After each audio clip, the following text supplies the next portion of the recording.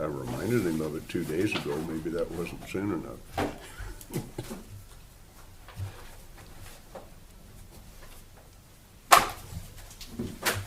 Okay. You are live. Wow. And we're unmasked, so now we're responsible, right? That's right. I know, it's nice to see everyone's faces. We call the meeting to order. Ricky says it's 3:03 on the wall. Do we have minutes? Apparently not. I did not get them from Helen. So I'll have to follow up with her on that. I was hopeful that she would have emailed them off today. I'll put mine over here by Dennis's because he's not here. I'll get it completely out of the way.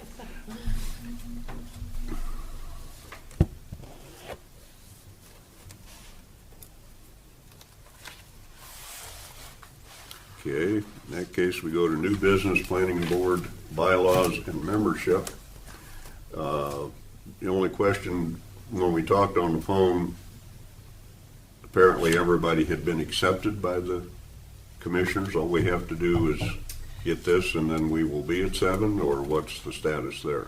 So 2 new members were appointed by the commissioners as non-voting members. Because the way our bylaws read currently, if you turn in your packet there's a set of bylaws. And all the pages aren't numbered, so let's see. 1,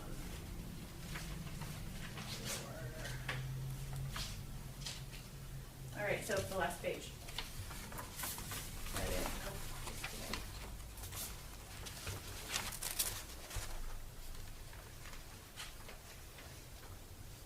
Third page, under section 9 form. I added a statement that says the total membership of the planning board is 7 members. We didn't have that in there previously. What we had at the very beginning where it says 4 members, it actually said 3, spelled out 3, numeric 4. So I don't know if we intended to have 4 as a quorum or 3 as a quorum. Well, I guess my whole question is what was their concern? Because MCA spells out a minimum of 5. Excuse me while I turn this off. What page is this on, Nicole? The 4th page, Jenny.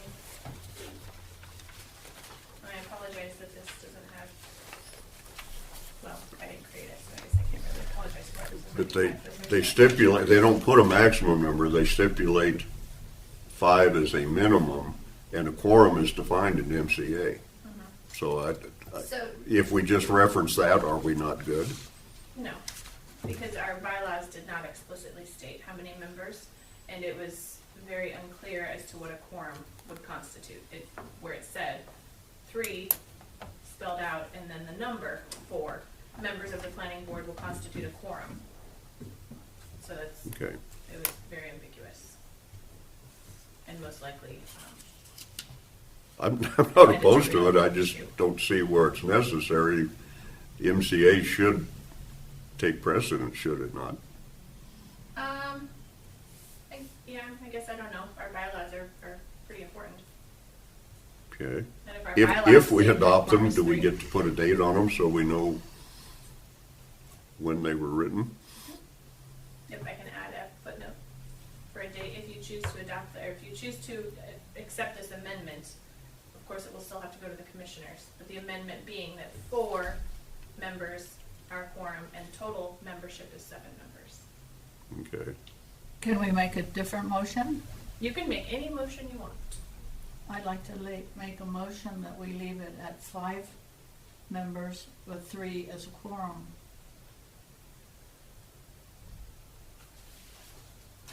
Okay. Got a motion, is there a second? I have another option. It just depends, you made the first motion. Is there a second? Well, I guess I'm trying to understand. They're adding 2, they want to add 2 more members? No? No, that was from this board. That was at the direction of this board from the previous meeting. Okay. Discussion on making it a 7-member board. So Because it's not, currently it's a 5-member board.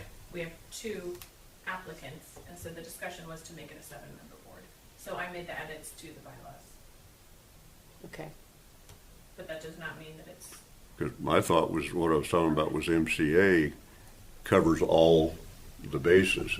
We don't limit ourselves, because the next time something changes, the way I see it, then we're gonna have to change these bylaws or the amendment. If we leave it with MCA where it's a minimum of 5, and the definition is already in there, then it's really up to the commissioners to say yay or nay. And I don't have a problem with the total number, because Lord knows how many times in the last 20 years we operated with 3 total, Right. or And that's maybe why 4. I didn't think 7 members tied us down. And you'd have to have 4 here instead of 3. It's hard enough having 3, less than 4. And it doesn't sound like it's a big deal, an extra person, but it is a big deal when you're trying to get a subdivision passed. Yeah, that was the reason that I was talking about MCA, because MCA is open. They just say a maximum or a minimum of 5 is what they're shooting for. But are we breaking the law because we haven't had 5 in the past?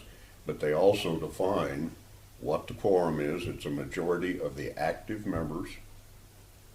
And any action at the quorum has to be by a majority. So to me, that pretty well spells things out without tying our hands 2 years, 5 years, or 6 months from now if there's somebody wants to change something, that's all. I think it really does need to be defined though for the commissioners.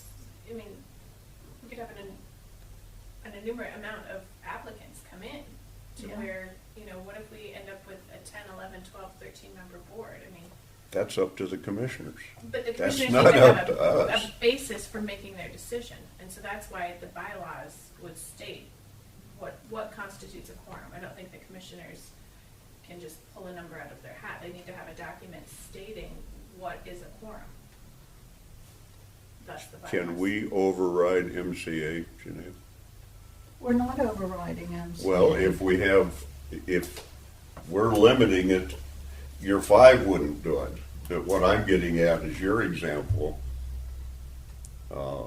If it says, if MCA says something, how can the commission and/or a volunteer board set up bylaws that's opposed to what MCA says? That's not my understanding of the way the law works.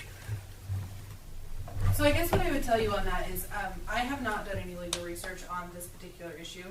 And so I would be more than happy to, if you want me to do some legal research and give you some information.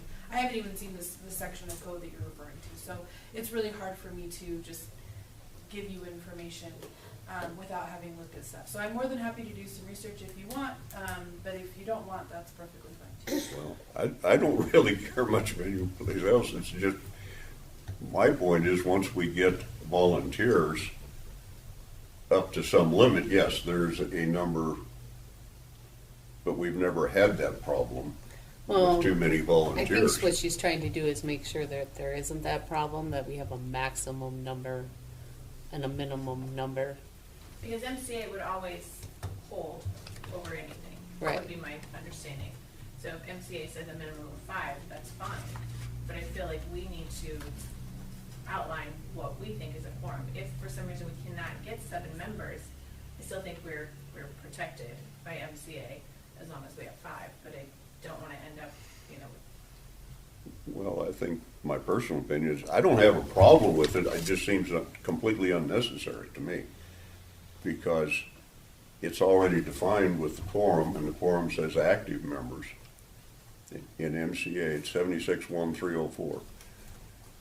And it tells you what's there. I mean, if the majority wants to adopt it, that's fine. I just see it as a potential roadblock someplace down the road. It That's all. hasn't been a roadblock so far. Well, we haven't ever had to worry about having too many members. So if we add 2 more members, what would the quorum, majority quorum 4. be? 4. 4?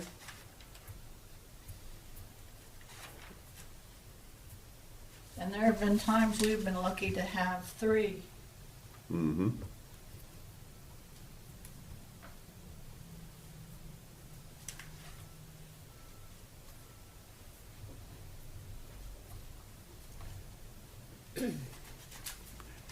Makes everybody happy.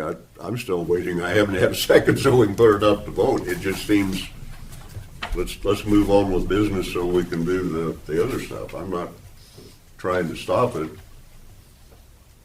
I think there would be a problem if you did a majority of 4, from what they're saying, when there's possibly only 3 here. And then that causes things to be delayed.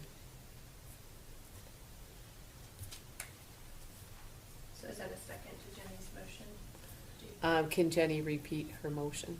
Well, she just said that we could limit it to 5. Essentially, is that Is correct? that- Unless we changed it. We can always change it. Mm-hmm.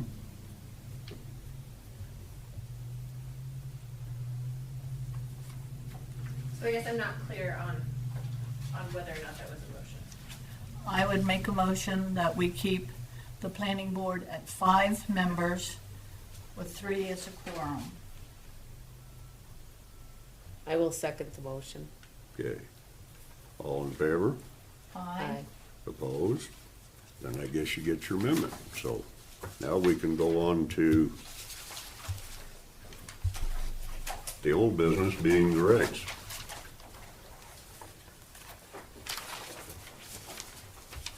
Does anybody have any comments before we jump into them?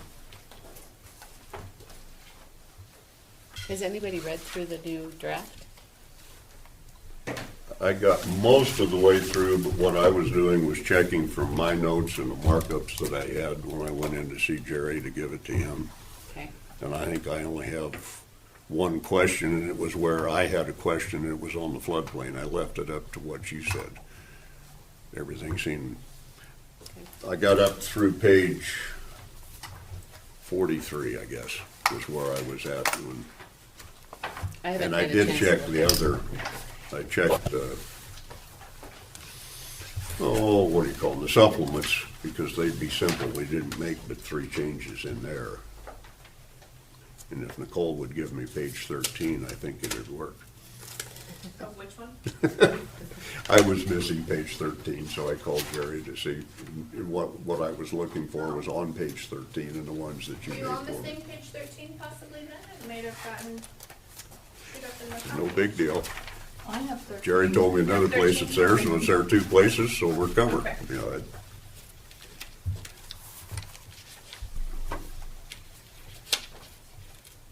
I do not have page 13. Oh, okay. so Of she the didn't copy it supplements in or the anybody's. regulations? Is it in the regulation or the supplement? Supplement. Supplements. Oh, supplements 13, Well, sorry. let me go. Make you that copy. That's in your table of, I've got it in Yep, your. I don't have 13 All either, right, Nicole. well, It's probably the copier and the collating function, because I've been there. Well, I feel better if nobody got it. I Yeah. thought I was being discriminated against. Yes, I got fired. Oh, All right, thanks. your got bar is in the fired? back of my truck. Oh, it is? Okay. Otherwise, If you I was limit it good. to 5, I'd be like 6 or 7, so.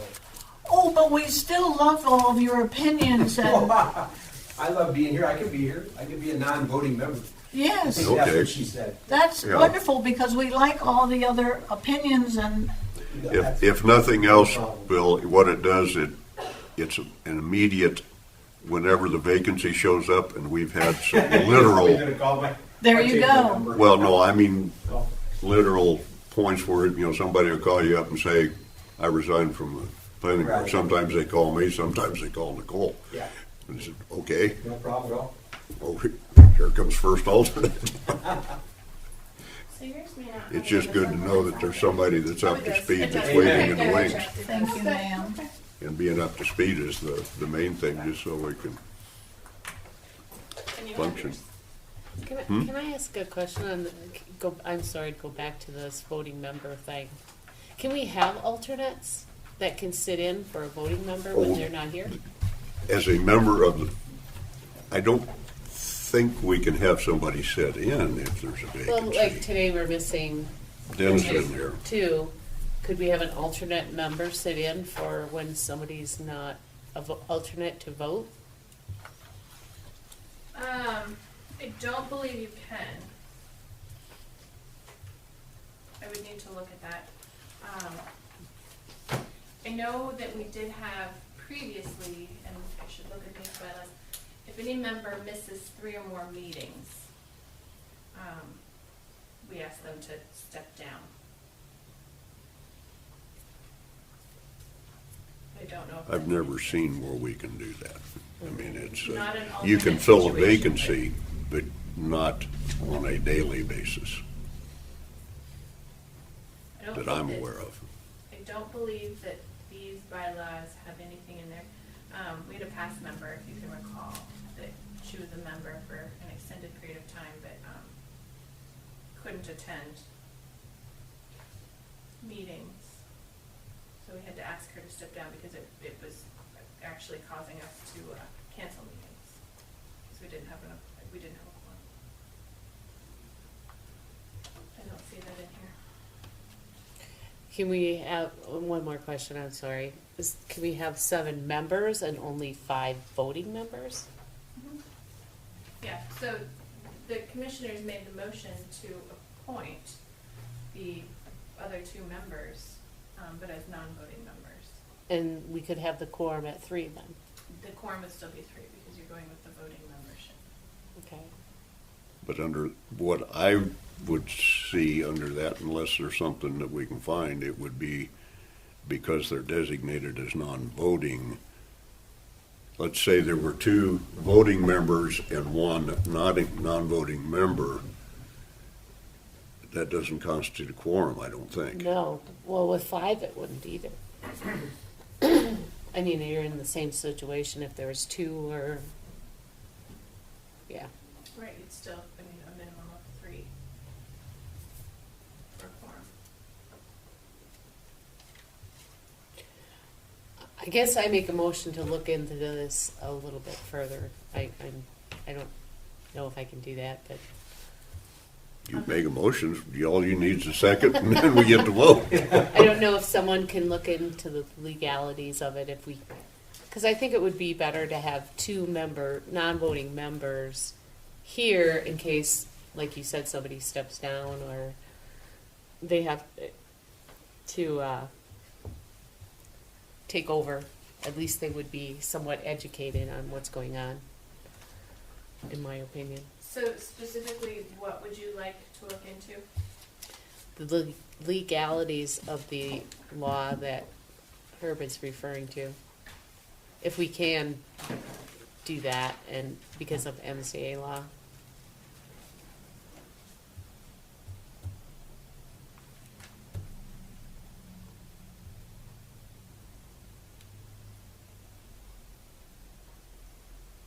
Of having, so I guess I'm still not clear, like the legalities of having an alternate or the legalities of, what is it that you're referring to? Because obviously MCA is legal. You had brought up a question of whether we were going against that law. I mean, is there an issue Would- with the 5 and the 3 versus the 7? So we could not have a 3-member board, No, I meant, but as far as the quorum? yes. Okay. I'm not meaning to get into your territory here, but I'm going to say I would say no, because MCA says a minimum of 5. It doesn't give a maximum number. Then I guess stuff that we did after Chad and we've been down to less than 5 in the past 5 years. So what happens when we don't have 5 then? The quorum still applies and the majority still applies, but how do you legislate somebody to volunteer for a board?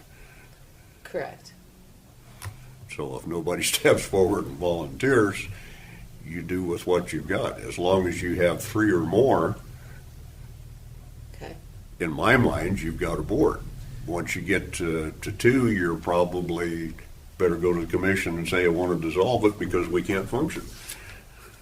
Understood. So what are your issues with having the 5 members with the 2 alternates? I don't have an issue with it.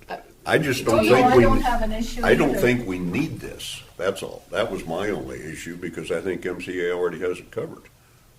I think we're splitting hairs for something that the legislature took care of a long time ago. Which number is it, Herb? I have 761301, 761302, 304 was where they had the quorum. quorum in there, and It I just was says looking in the majority. old book because I loaned my new book to Jerry, so, I mean, to Bill. Well, in the Looking new at you book and- that you have, the blue book that you have there, No, what I was quoting from was from the old book, because that Oh. was the only one that I had in my office. oh, okay. But I Do think you- this one still says the same, doesn't it? 301? It's 301 or 304? 304 is quorum. 1304, 76 1304. Okay, a majority of members constitutes a quorum. An action of the planning board is not official unless a quorum is present and unless the action is authorized by a majority of the quorum at a regular or properly called special meeting.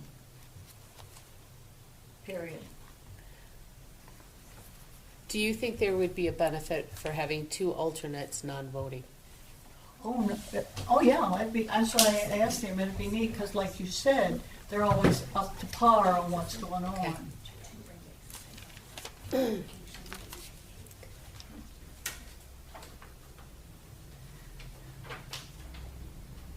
I think it would be good to have the 2 alternates, non-voting, 5, I believe MCA says 5 members, Right. with Minimum 3 5. being a quorum. I would make a motion that we do the 2 alternates and that they're non-voting, and do the 5 minimum and 3 required for a quorum. I'll second that. Okay, got a motion on the floor, all in favor? Aye. Okay, so that motion's carried. Is that offered as a clarification, or do we have to cancel the first one? I would go ahead and cancel the first one. I would go ahead and cancel the first one. Okay, then we need a motion to cancel the first motion. Motion to cancel the first motion. I'll second it. Okay, all in favor? Aye. Opposed? Okay, now we're on to that one. So I guess we can go to the regs now.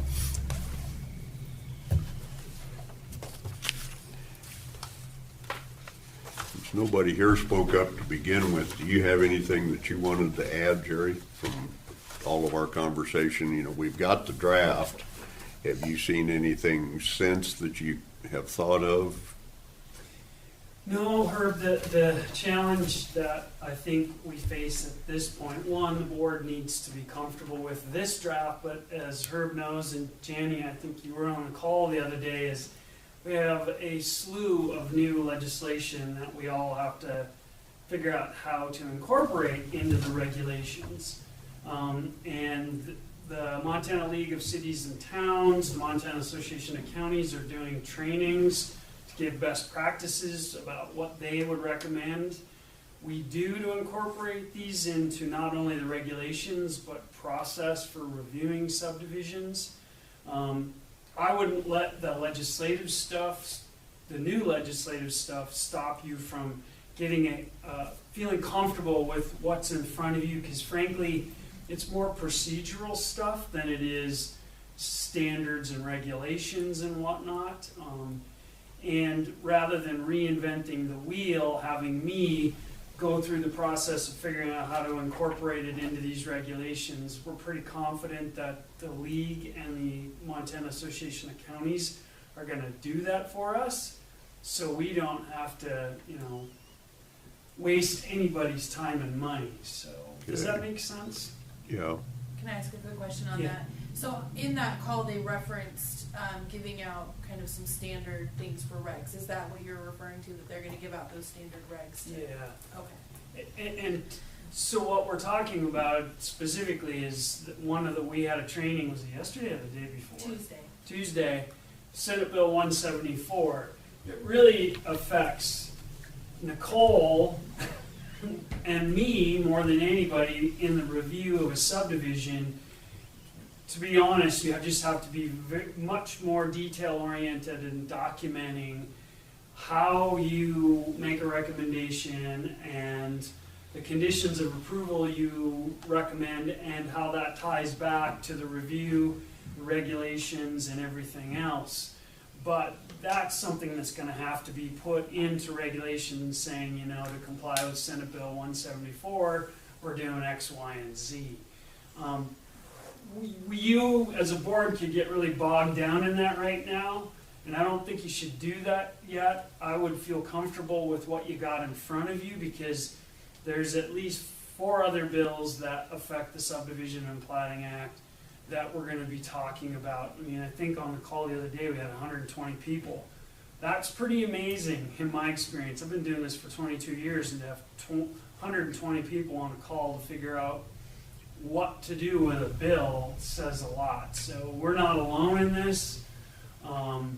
So while there are legislative changes that we need to incorporate, I would focus on the document in front of you, and I don't have anything specific other than I'll sound like a broken record. And Herb, you know better than anybody, the subdivision regulations and the subdivision review process are very prescriptive. The law says you got to do X, Y, and Z. The board has only a little bit of latitude, and to me that latitude is really in what we call the design and improvement standards. What do roads have to be built to? Fire protection, weed mitigation, that sort of stuff. That's really where I would focus your efforts. Not to say you shouldn't understand the rest and ask questions, but your latitude is pretty limited under the law. So, does that make sense? Mm-hmm.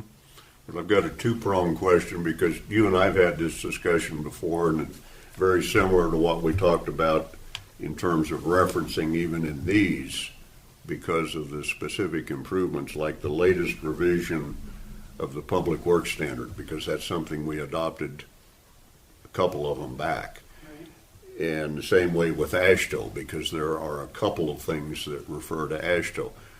We're not going to know whether it does, but if to stay legal, if we can do that, the part of the question then for you becomes, is it legal for us to adopt these? I mean, make the recommendation, send them on to the commission with a line in there that says pending decisions based on the 2021 legislative Section 76 requirements.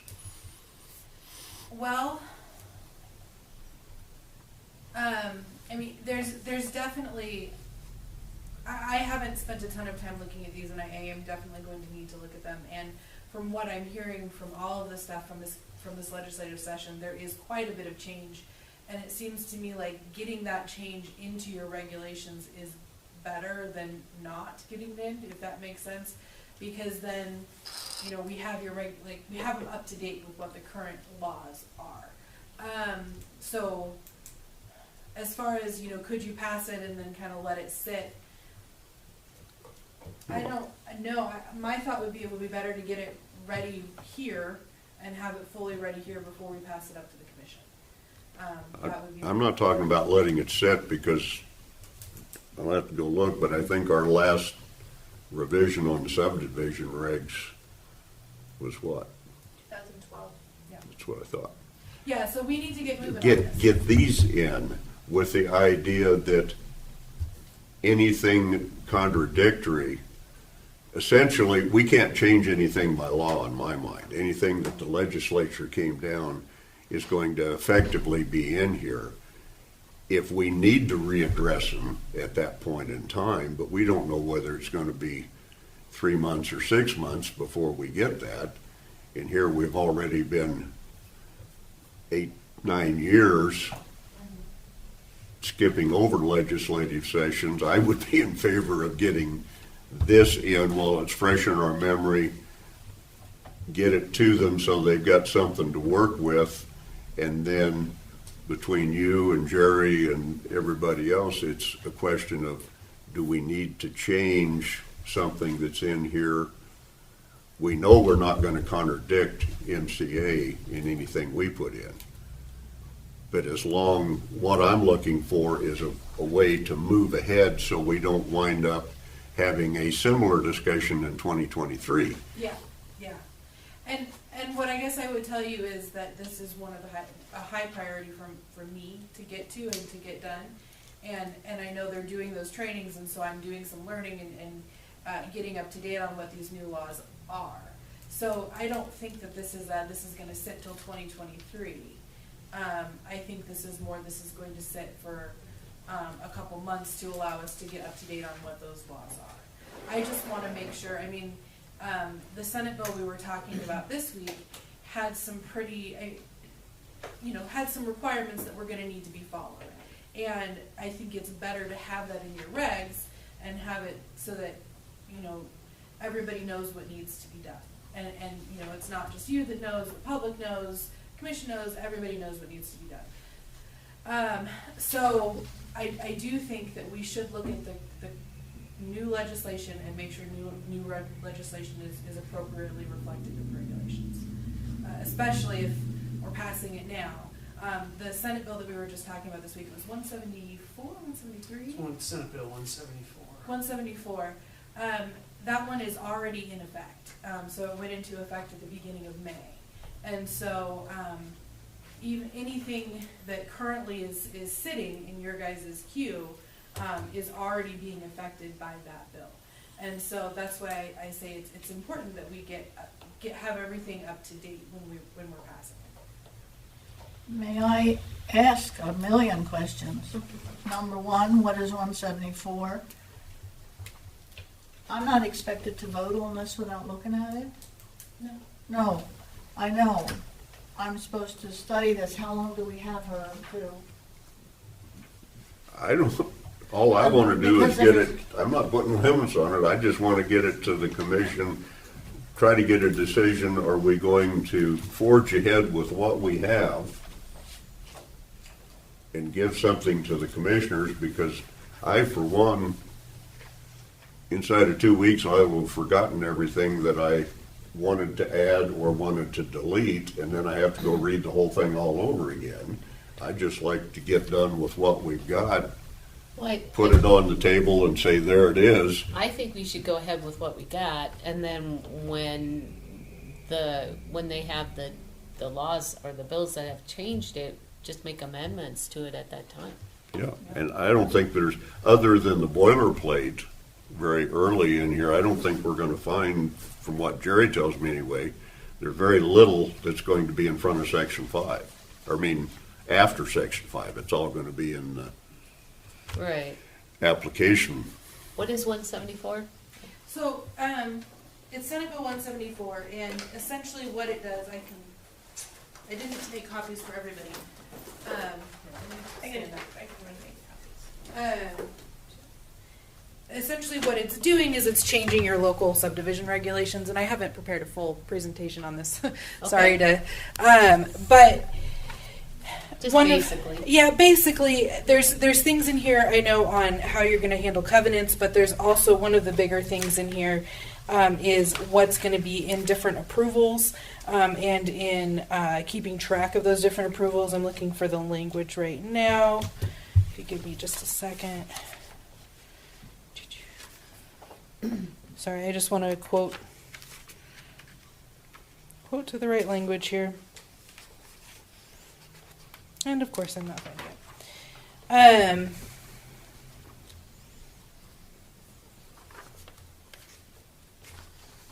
Sorry.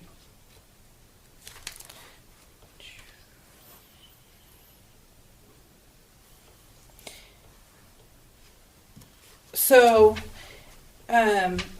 when subdivisions are going through the approval process, it's important one of the bigger things in this is that it's important that you're identifying specific, documentable, and clearly defined purpose or objective related to primary criteria that forms the basis of any condition that you're doing. So it's when you're talking about any kind of a condition that's being added, because I know you guys recommend conditions to the commission, right? So when you're talking about conditions that you're recommending, you're going to want to put specific, documentable, clearly defined purpose and reasons for why you're doing what you're doing. Okay. You're going to want to cite to Montana Code Annotated. You're going to want to cite to your regs. That's why I say, paying attention to what's in your regs is going to matter. So it is, like you're saying, fairly procedural, yes, Okay. but it is also important that we make sure that our regs are set up to do that we make sure that we're kind of ready to go on it. Is that? Yeah, I mean, the example would be is, let's say you've got a subdivision that, there are enough lots that the road needs to be paved. And that condition of approval, Nicole now, and me, because I also review subdivisions for jurisdictions in the state under a contract basis, that condition has to be tied back to all of the information in the application, the review. There's this number of lots, they're going to generate this many vehicle trips. The regulations say that it's got to be paved. It's got to be paved to this, Montana Public Works standard. You've got to document that and clearly make that paper trail, which in general we've done forever, but they have tightened it up that much more. And again, I mean, for better or for worse, the burden of that falls on the planners to do. It makes that much more work and paperwork that you as a board get to review. And the reason is to create this legal basis justifying every condition of approval, whether it's weed management, it's putting in a culvert, it's floodplain, you name it. You've got to make sure that it's extremely clear how you got from point A to point B. So.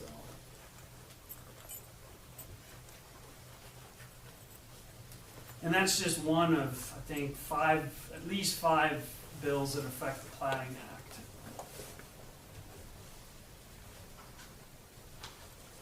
Act. But again, they're procedural in nature too, so.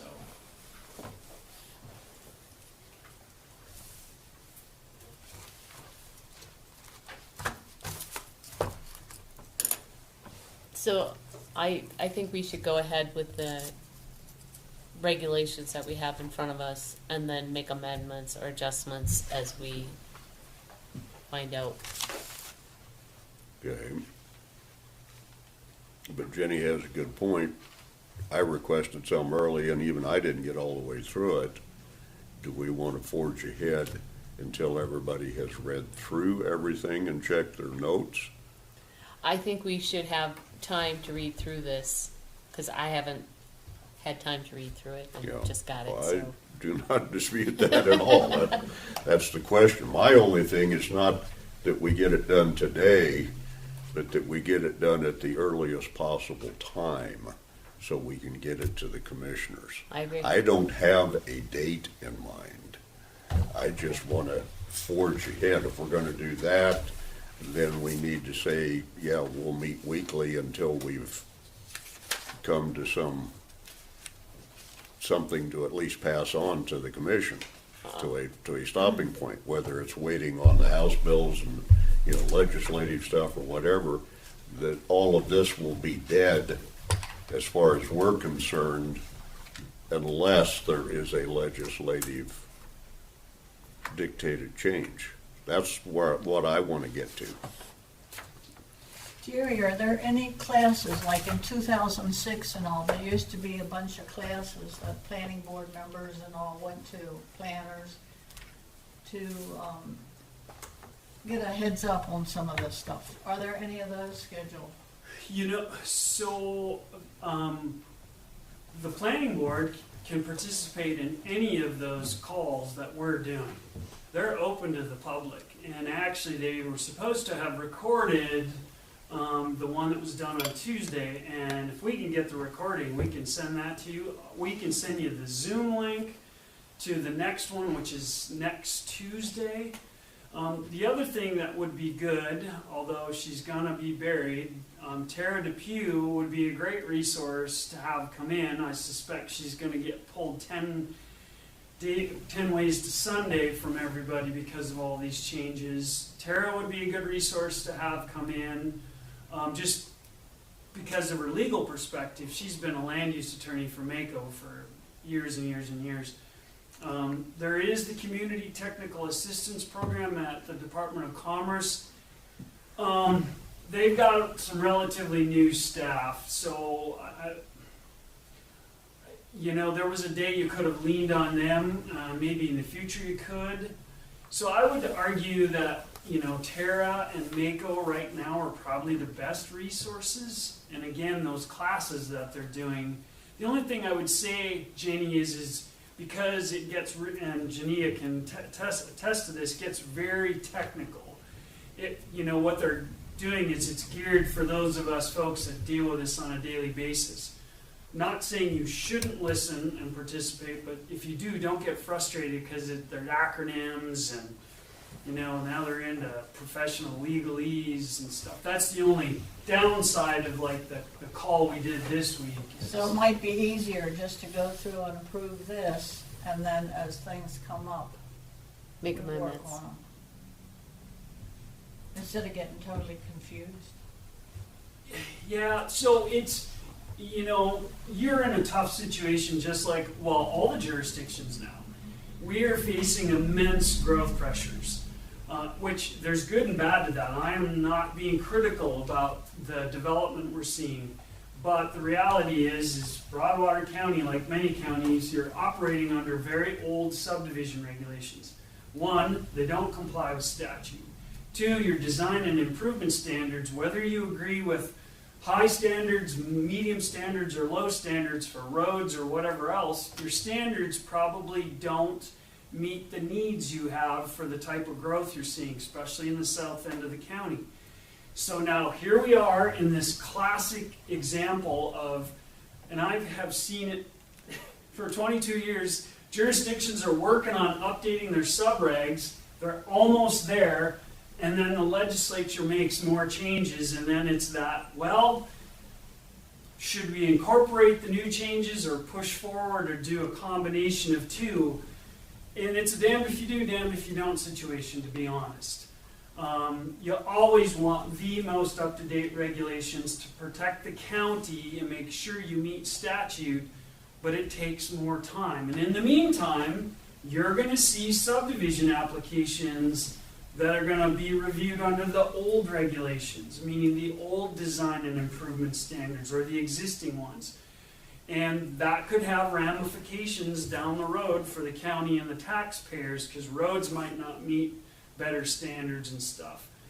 So it's a tough situation to be in, especially with the type of pressure that this county is seeing, especially in the south end. So you're not in an enviable position to make a decision about what to do with your regs. So, and ultimately, you need to rely on your legal counsel. Tara and Kelly said it on that call over and over again, the two attorneys we work with. You need to follow your county's legal advice. So, there are all kinds of ways you can try to skin the cat, but ultimately you want to end up with a set of regulations that meet statute, but to get it done before the next session happens, because that'll be here before you know it, and there'll be more changes. That's why we're 9 years behind. Right.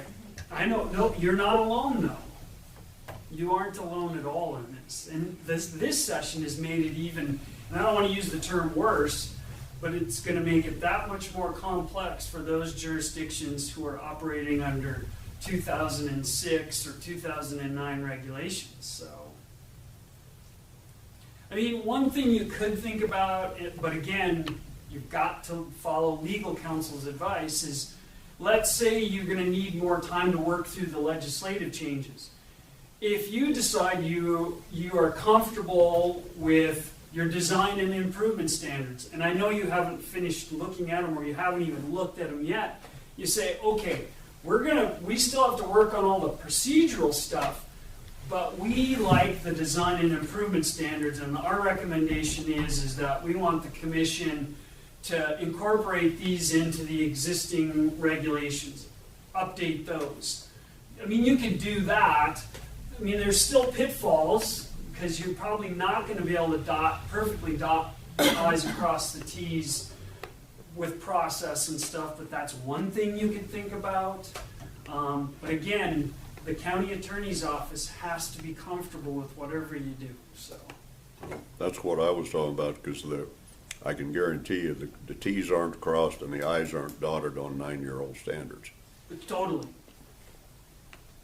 I would argue, but again, Jenny is going to get sick of me saying this, you have to follow legal counsel's advice. But I will tell you that that set of regulations that's on your desk there is more defensible than one you got right now. Oh, without a doubt. Because it complies with statute up till May 1st at least. That set of regulations hasn't complied with statute since 2006. So Are you again, planning on sleeping in the next 3 weeks? Wasn't planning on it. No, but I guess, I did just get these, I think a week ago-ish, and so I haven't had, I'm sorry, you can't see. No, that's all right. I haven't really had the time to read through all of them to be able to give you a full analysis of everything, and we're still learning about all the new legislation. And so I would say that, taking I understand that you don't want this to drag out forever. I totally understand that. But I think taking a little bit of time now to make sure we're doing it right is a better choice than rushing it through, realizing we don't do it right, and then we're having to fix problems. I would rather spend time on the front end, do something right, and just have it done and let it be able to sit for a little while. So what are you recommending? My recommendation would be to, even if you just give me a couple weeks to be able to look at this, to be able to actually sit down and get some more information about all the new laws and stuff like that, I think that would be valuable. And I would request that you allow me to do that. And then you would come back and inform us on what you've Yeah, found out. so then I would come back and I would inform you on what I found out, and I would inform you on, what's in here, and because while I understand there's been a lot of people working on this, but I also have to just double check and make sure we're complying with statutes and make sure, everything in here is done correctly. I the good reputation on both of these people's parts, but I just have to make sure that everything's being done correctly. So that's what I would be doing, is looking through and making sure we're complying with statutes, getting information about the legislation that is passed, so we can see how that affects these, so that when we're passing it, we're confident that what we're passing is, fully looked at. And it also will make it move faster once we're passing it up to the commissioners, because I'm going to have to look at it and do that eventually anyway. Whether I do it now or before it goes to the commissioners, I'm going to be doing that review. And So, it's better for you to do it now Yes. and get it straightened out to begin with. yes, it's better for me to do it now than have to deal with it on the other. So you figure about 2 weeks? That would be my hope. It's going to be a bit of a stretch. Okay. So I don't know if you guys want to. I don't know, how often do you have meetings, I guess would be. Whenever we need to. We weren't even legal last one because we're supposed to meet in April. We didn't have anything to do in April. So here we are.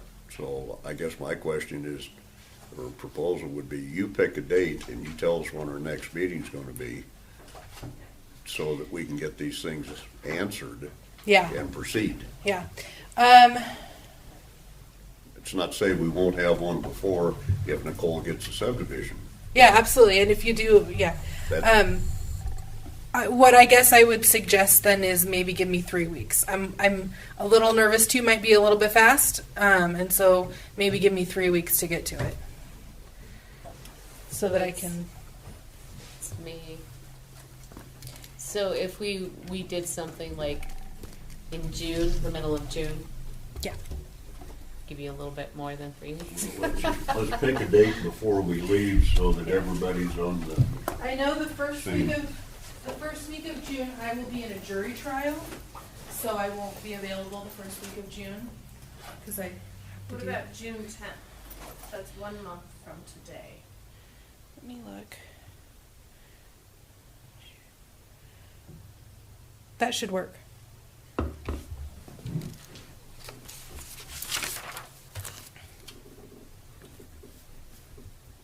Three o'clock? If that works for all of you. As far as I know it does, but that, I'm good with that. And as I work on all this, I will be keeping Nicole up to date on what's going on so she can kind of stay in the loop and know what I'm working on and what's going on. If that's okay. I don't envy you. I enjoy it, so. You know, again, I'll sound like a broken record. What I would really focus on as a board is those design and improvement standards and what you are comfortable with and what you're not. I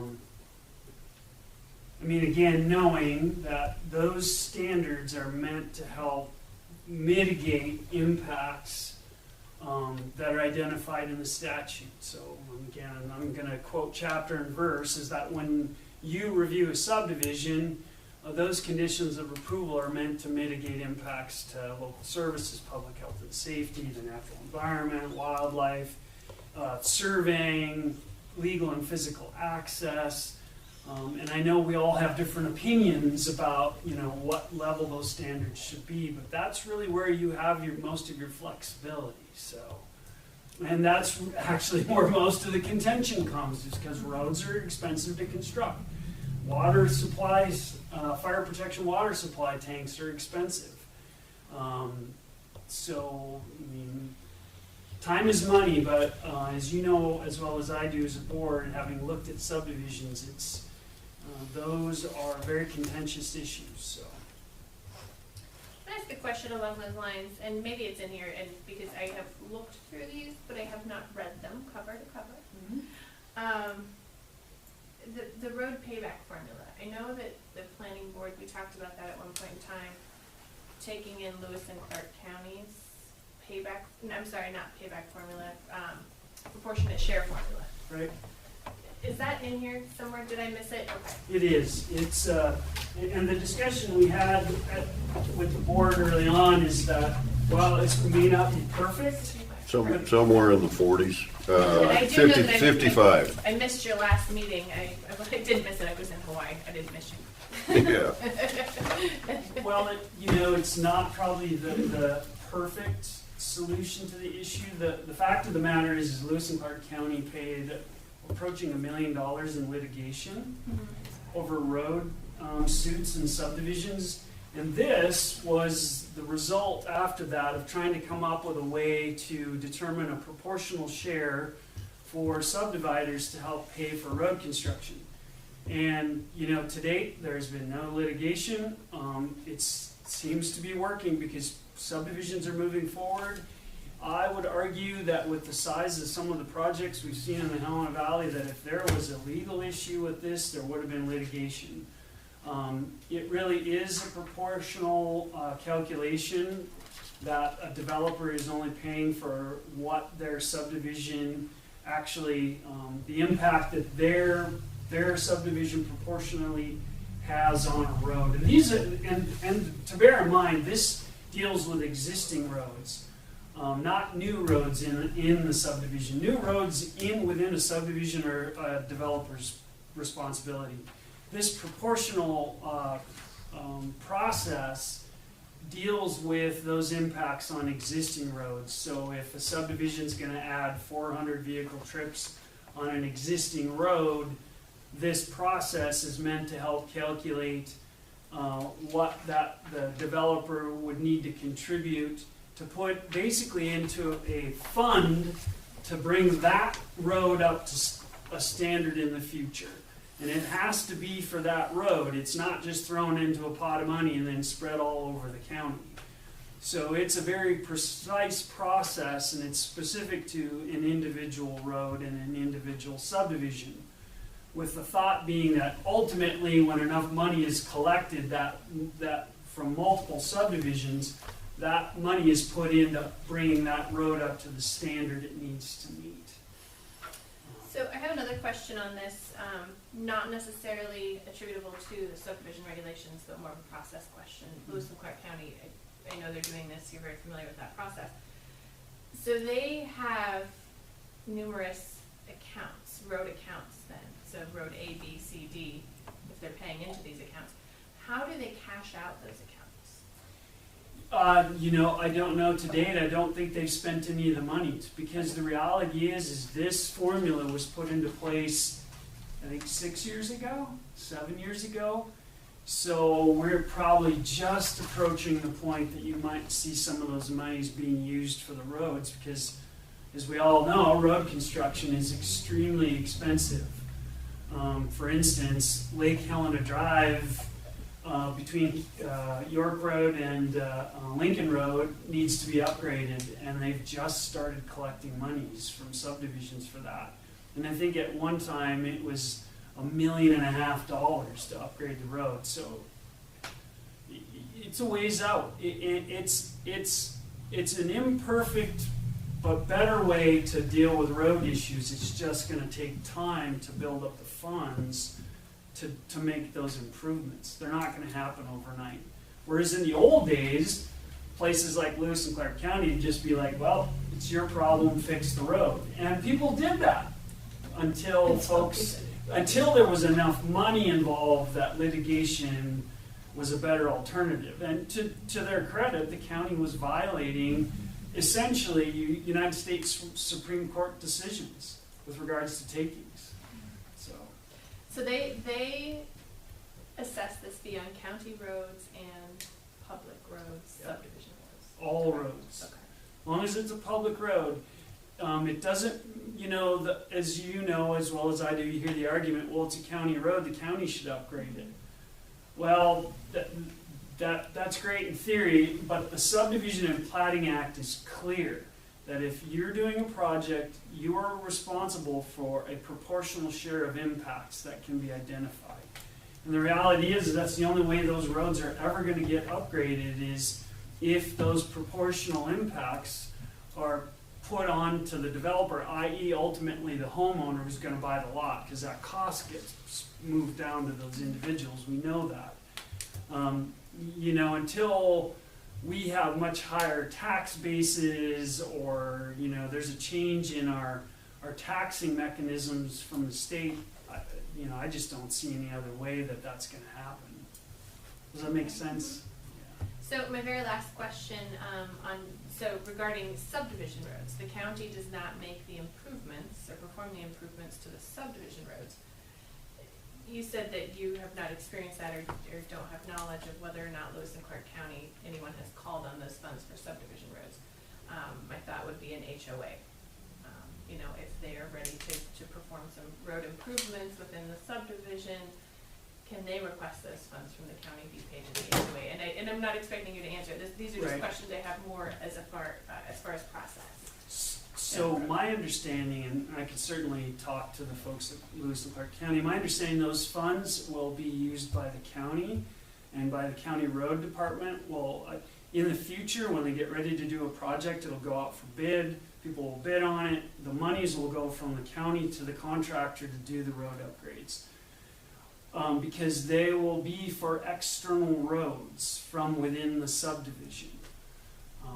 So if those funds were for like Lake Helena Drive or trying to think of Applegate Drive, some of those county roads or even public access easements, the county will administrate those funds. I wouldn't foresee that they would go to HOAs for use. I guess my question was more along the lines, not county roads, subdivision roads. If they're paying their proportionate share of improvements for the subdivision roads and they're being held in the account with the county, how are we going to cash that out? How is the upgrade actually going to be performed on the road? So that's where the Lewis and Clark County roads, brand new roads within the subdivision are going to have to be built to whatever standard is required. There's no funds put aside. Right. They're built. Let's say you have a county road or a public access easement that's providing access to that new subdivision. the proportional share that's collected by Lewis and Clark County is for those external roads. And the county would ultimately be responsible for making sure those funds are spent to upgrade those roads. In the case of a subsequent split within a subdivision. So say, you have a subdivision lot, they're paying a proportionate share to the improvements of that subdivision road.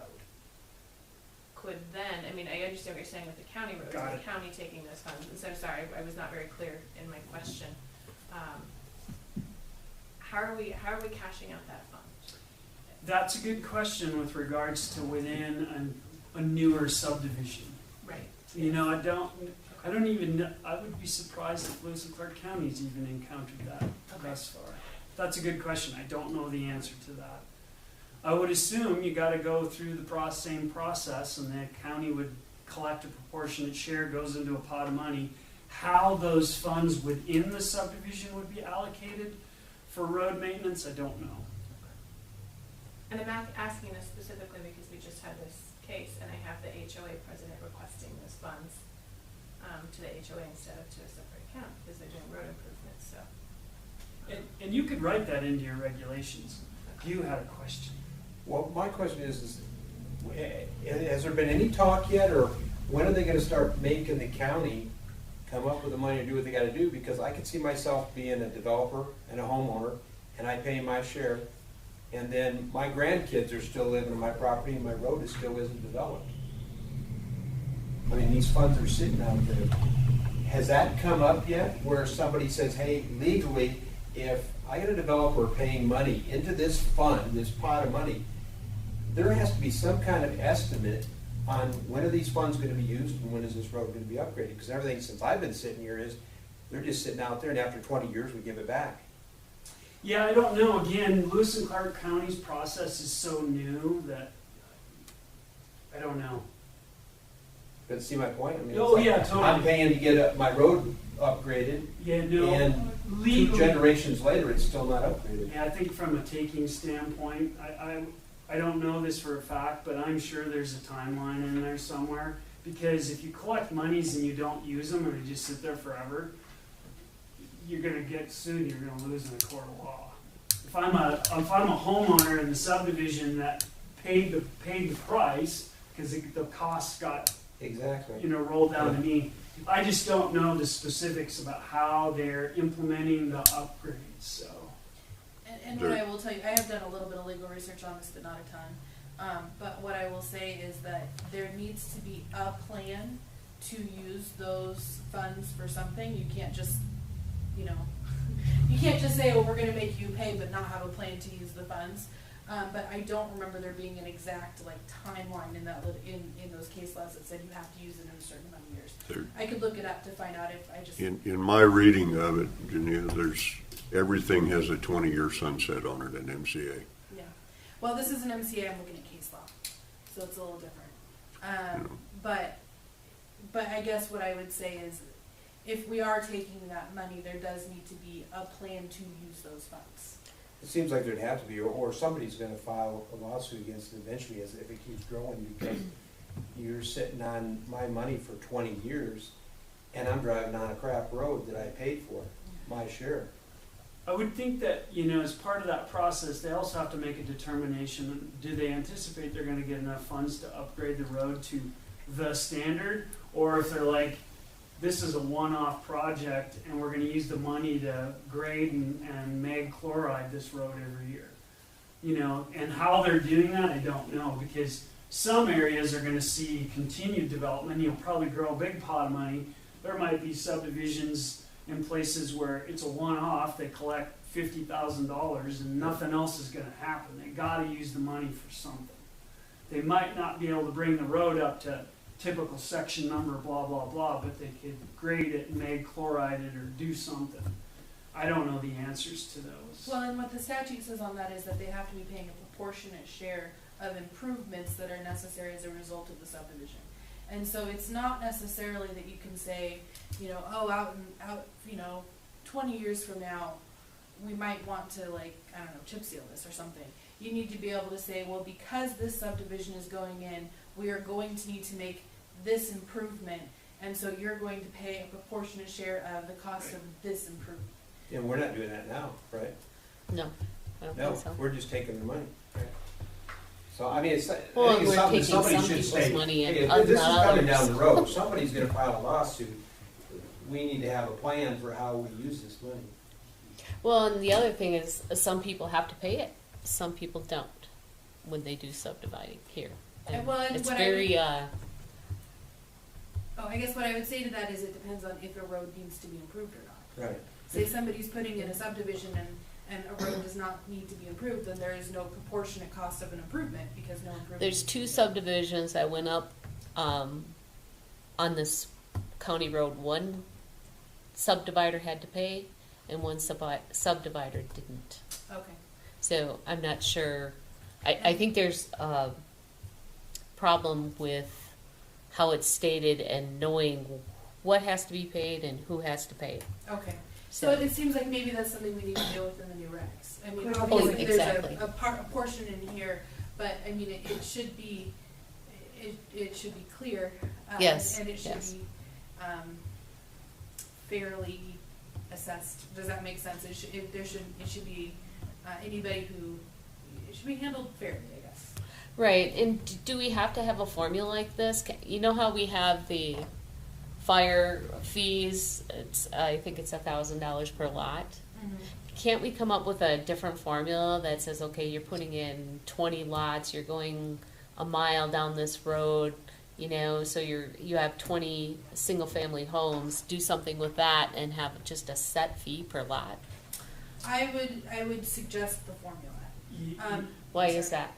Well, the challenge you're gonna have with a road is if it has to be brought up to a Montana Public Works standard, it's gonna depend upon what needs to be done. Does it need a new base course? Is it gonna be asphalt, length, you know, how far do you have to go?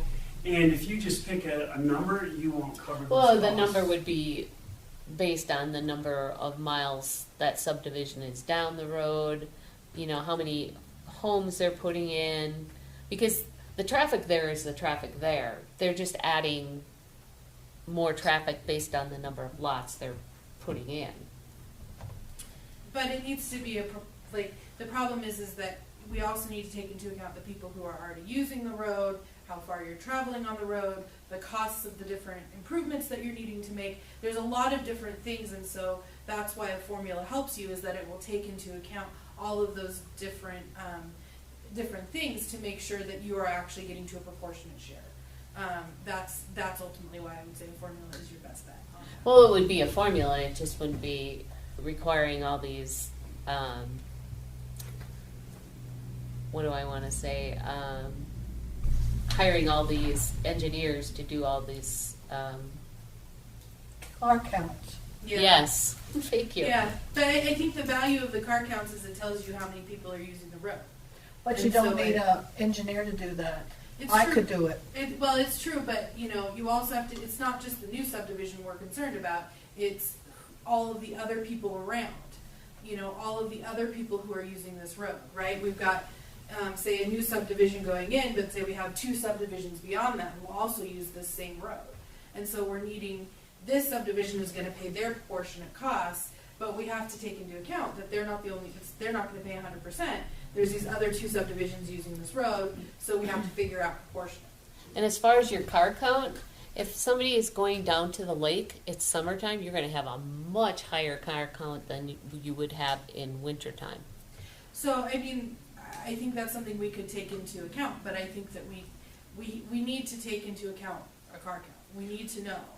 Yeah, a good traffic engineer is gonna take that into account, seasonal variations and everything else.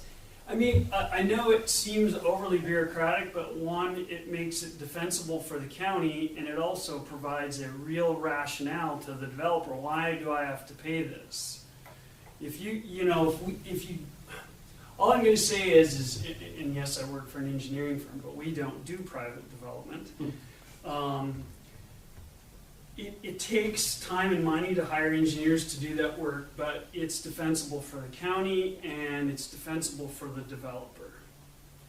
I mean, from my perspective, if you don't use professional engineering bases for how you're gonna come up with the numbers that people are gonna pay, you go to court, you're gonna lose. One way or the other, whether you're the developer or you're the county. So accepted engineering principles are pretty critical when it comes to road construction. So That's- nearly every development, or not nearly every development from here on out, will need to hire an engineer. Well, you could say it's got to be only major subdivisions. Okay. I mean, you can decide what the thresholds are. It's got to be a major subdivision, or it's major subdivisions 10 lots or more, or whatever. You could exempt minor subdivisions. But Just then bear in there's- mind that some folks, then they're not going to fall under the same burden as other people, and there's an equity thing. And if we have a road that is in poor condition and someone's doing a minor subdivision there, Or somebody wants to break off a For sure, lot sure. for their child and they're 2 miles up this road and now they're gonna have to pay this huge amount of money to subdivide for the road. Is there such a thing like they have for the power company? If I put my subdivision here and I pay for the road, and then somebody builds another subdivision down here, I would get sort of reimbursed? There are some rebate programs, they're hit or miss, Because of the power company does that. right? You can think about that. But the key is that all too often it's the previous subdivider who has to keep track. Because, imagine trying to keep track. right, otherwise the onus falls on the goal to do it. Yeah, I mean, you can do that. It's not a foolproof mechanism, though. None of it seems to be. Oh, God, no. No, it's not. It's not. Bill. I have a question for Nicole. Where would I go to track down or find out where all this money's at? Yeah, I had requested, The clerk and recorder's office would be a The good clerk place. report? And is it? But you would have to know what road fund you're looking at. I mean, you couldn't just say, I wanna know how much money is in all of your road accounts. You would have to Because know. it sounds kind of like a retirement fund that the mafia used to use, where this money goes in there, and it gets, well, it's there, and it kind of gets pulled out from others. You're telling me that these are interest-bearing funds that are set up separate and nobody touches them? I would venture to guess we probably have less than 5 of them. Oh, really? Yeah. Oh, okay. how can that be? Because we haven't had to use it too much. Isn't there a separate account for every road Every subdivision? from subdivisions? Have you ever seen the chart of accounts for the county? There must be 2,000 headings on it. Yeah, I don't know, but I don't know that there's been a whole lot of this proportionate share for roads, that the work has not gone to the road directly, that they haven't taken that money and put it right into the road. Do they keep track of the expenses for that road? Say you have a fund that has $5,000 on it. Is there accounting that shows what they spent on that road? That's not in my purview. Go, You'd go have talk check to with- Debbie Kelly. Yeah, the accounting office or the clerk and recorder's office to get Okay. a printout of it, but you would have to know what road you're asking about, or what account. Understood. Kind of a money guy. I see money go. Well, it sounds like the board wants to take time to review the documents, so. It's been a lot that we've been sliding along, so to speak. And then we get this, and then just the roads is monumental. The roads are going to be the hardest. Yeah. Well, the whole thing is, all I would throw out, and it doesn't, I don't see it being a motion unless somebody else thinks it be. But in terms of make a note, because the only additions that I've seen is what I talked to Jerry about, is that we need to put something in here that whatever standards we adopt, because we do have Montana Public Works standards, and we have ASHTO, because ASHTO is referred to in MCA and in the Public Works, that we need to incorporate them as the latest revision of the standards that we're using. Because otherwise, we're right back into our 2012 versus 2021 type situation. Yeah, I mean, I think as long as the regulations state the most current version of, I would assume that covers you. And the Montana Public Works Standards, Herb knows this, the new draft is supposed to come out like soon, like in the next couple of weeks. But none of it's ever coordinated along with the No, God, no. legislature. That's the reason I'm trying to get language in there such that, okay, if we want to change it after it comes out and we don't like it, in 2023, we can go back and say, no, we don't want to use Montana Public Works anymore. But until that point in time, we got to cover our backside from the county standpoint. That's the only way I know to do it.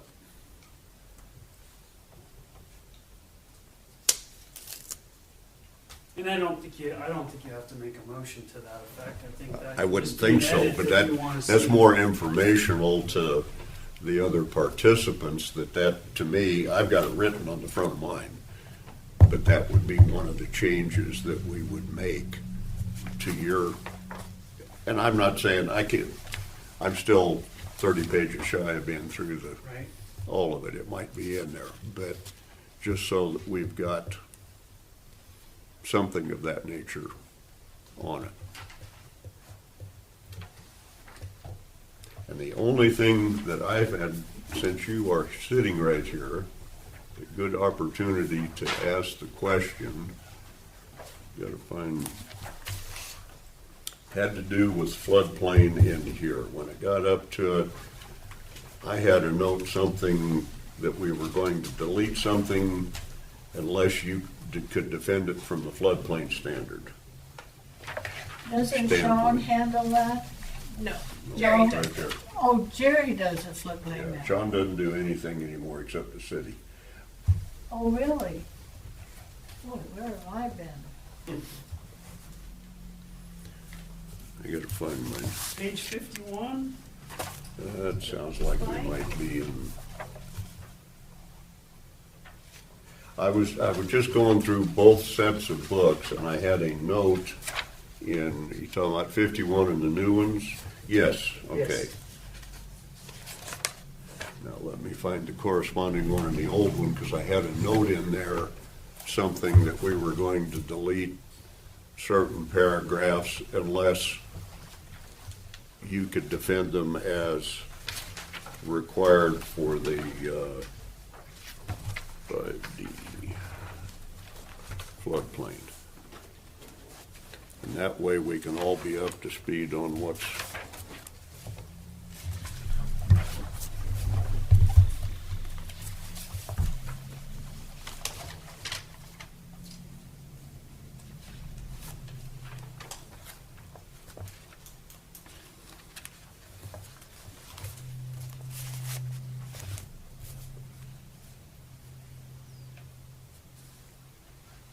Yeah, in my notes, and please check, everybody else check their notes.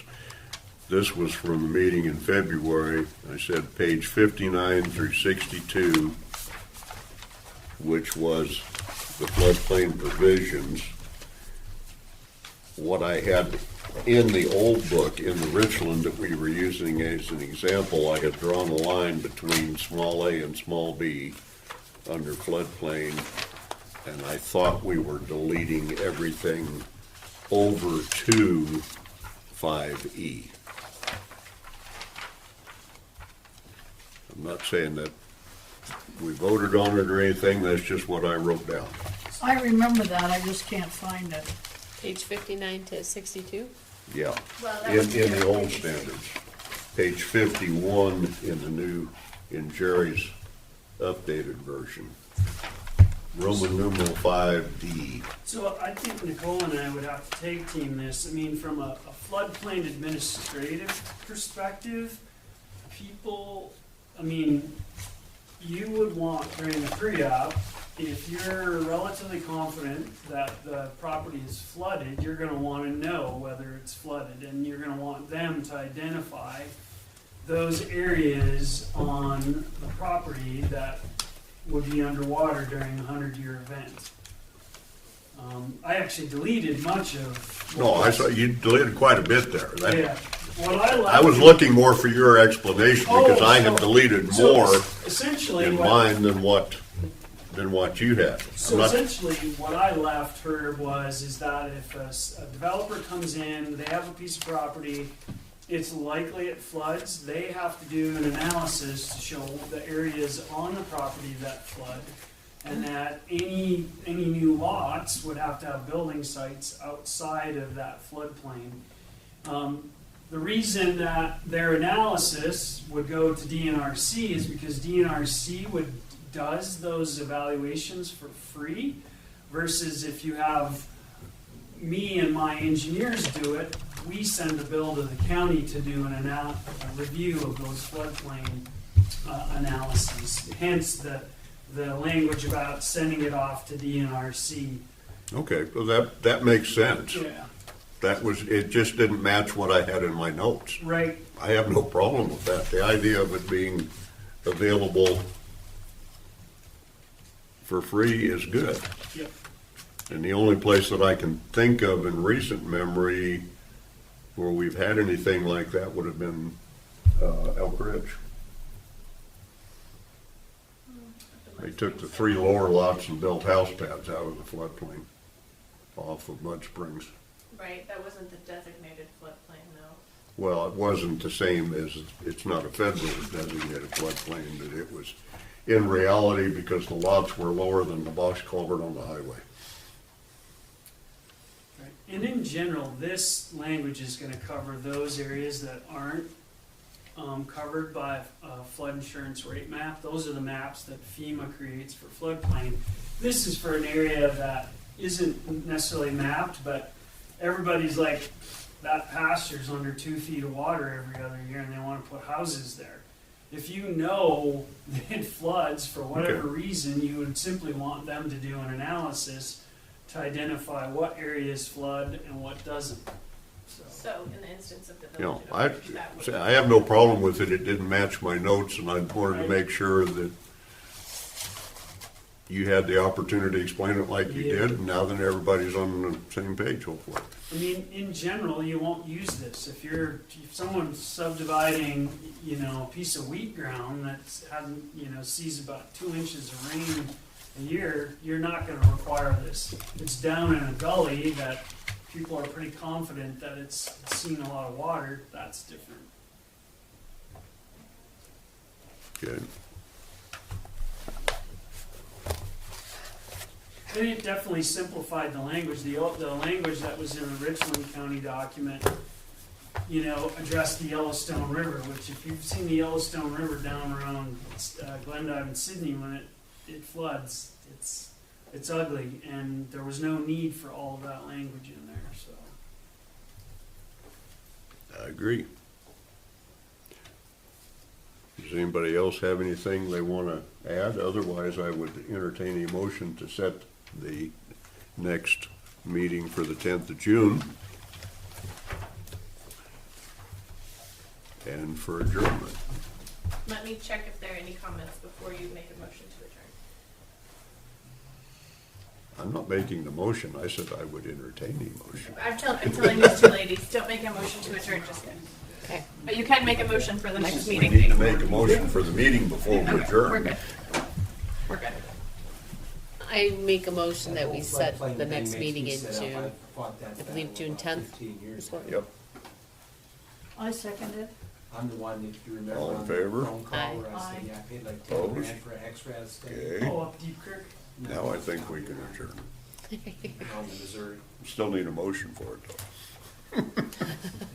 Are you above? I the animal motion we board? adjourn. I'm right across from Watson. I second it. Okay, I yeah. won't even call for the vote on that one. Man, I don't know, I heard that, I haven't looked at it, I heard the new map come out. Got a whole bunch of my property in You know, this is a lot So, different than the you're code down of on last. Jeff? Oh, yeah. Don't It's compare. 5 miles south of town. No, but unfortunately, it's going to get that way because Oh, okay, so Oh, there's thank nothing. you. Yeah, they're gonna, at some Thank point, you. I'm Did you assuming get they're gonna anything else? update These are the Missouri classes maps, we 'cause used to they're all go what we to. call Oh, wow. subnets. Yes. So they, and as Herb can attest, and I've been working with a couple of people in Missouri River What- Run